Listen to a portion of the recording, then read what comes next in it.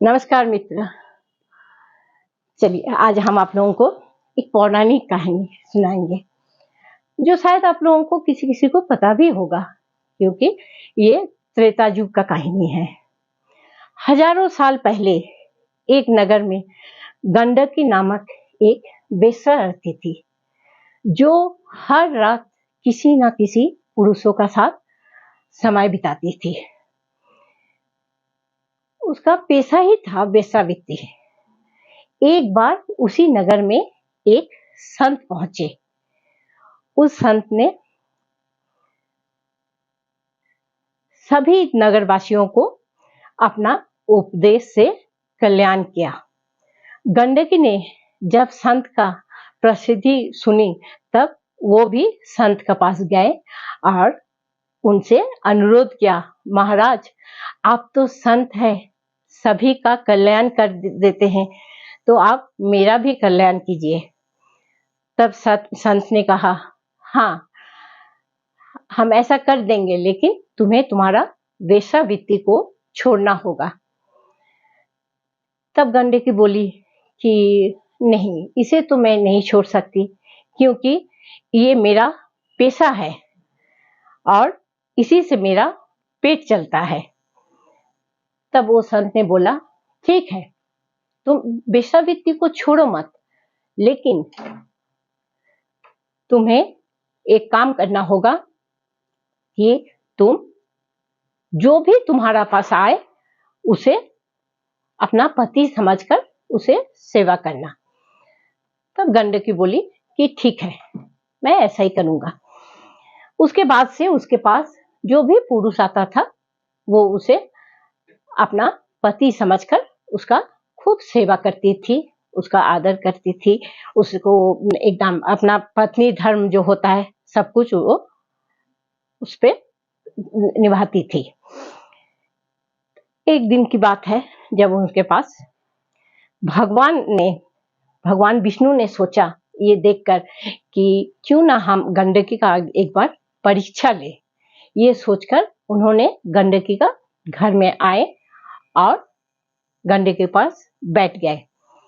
गंडकी उसको अपना जैसा स्वामी का लोग पूजा सेवा करते हैं, उनको माने पूजा करने जैसा ही किया जाता है कि उनको बहुत सेवा किए, उनका बहुत आदर किए। उसके बाद भगवान विष्णु ने उसका परीक्षा लेने के लिए बोला कि गंडकी मुझे बहुत माथा दर्द हो रहा है, मेरा तबीयत बहुत खराब लग रहा है। तब गंडकी बोली कि एक काम कीजिए, आप बैठिए, हम जाकर वैद्य जी को बुला के ला रहे हैं। तब वो इंसान बोले कि नहीं नहीं नहीं, कोई जरूरत नहीं है आपको वैद्य जी को बुलाने का, क्योंकि तुम अगर हमारे पास से चली जाओगी तो हम अकेले नहीं रह पाएंगे, तुम मेरे पास ही बैठो, इसी में मेरा तबीयत ठीक हो जाएगा। तो गंडकी बोली ठीक है, बोल के उसका माथा पे खूब हाथ ये करके उनको सेवा करने लगे। इतना में उस इंसान का मृत्यु हो गया। अब गंडकी सोचने लगी कि जब मेरा पति नहीं रहा तो हम जिंदा रह के क्या करेंगे। वो क्या की, जाकर जितना भी नगरवासी है उन लोगों को जाकर बोले कि देखिए ऐसा मेरा घर में मेरा पति आए हुए थे, तो उनका मृत्यु हो गया। तो नगरवासी लोग हंसे मजाक से बोले कि बेसरा का कोई पति होता है क्या, बेसरा का कोई पति नहीं होता है। बोल के आके उन लोग उसका डेड बॉडी को ले जाने के लिए अच्छा से उसका दाह संस्कार के लिए उन लोग तैयारी करने लगा। अब गंडकी क्या की, जब उन लोग उनको ले जाने के लिए तैयारी करने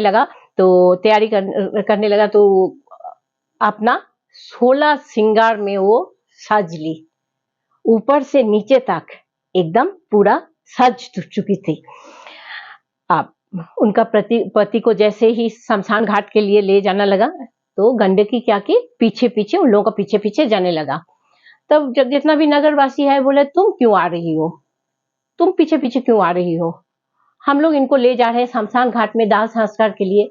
तो गंडकी बोली नहीं, वो मेरे पति थे, इसीलिए हम अपना पत्नी धर्म जो है उसको निभाएंगे, हम उनके साथ हम भी अपने आप को सती बना लेंगे, उनका चिता में हम भी जल जाएंगे। ये सुनकर लोगों ने बोलने लगा तुम पागल हो गई हो क्या, तुम एक बेसरा हो, ये चीज तुम क्यों भूल जा रही हो, बेसा का कोई पति नहीं होता है। इतना कहकर गांव वाले चिता सजा के उसके ऊपर वो इंसान को रख के उन लोग चले गए। गंडकी के ऊपर इतना गुस्सा हो गया।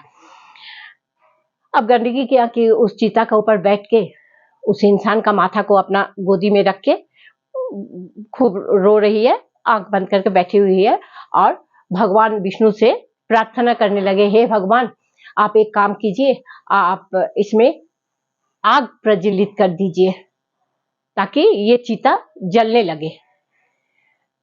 भगवान विष्णु तो स्वयं उसका गोदी में ही सोए हुए थे। तब भगवान विष्णु देखे कि अरे ये तो बात मानने वाली है नहीं, तो वो क्या किए, अपना शक्ति से उसमें आग प्रज्वलित कर दिए। उस पर भी गंडकी का कोई फर्क नहीं पड़ा, वो चुपचाप उनका माथा गोदी में लेकर बैठी हुई थी। तब भगवान विष्णु को लगा नहीं, ये तो मेरे सच भक्त हैं। तब उन्होंने उठकर खड़ा हो गए और अपना रूप धारण किए। तो फिर बोलने लगे कि हाँ गंडकी तुम सही में बहुत ही अच्छी नारी हो, तुम्हारा ये त्याग देखकर हम बहुत प्रसन्न हुए, अब बोलो तुम्हें क्या चाहिए।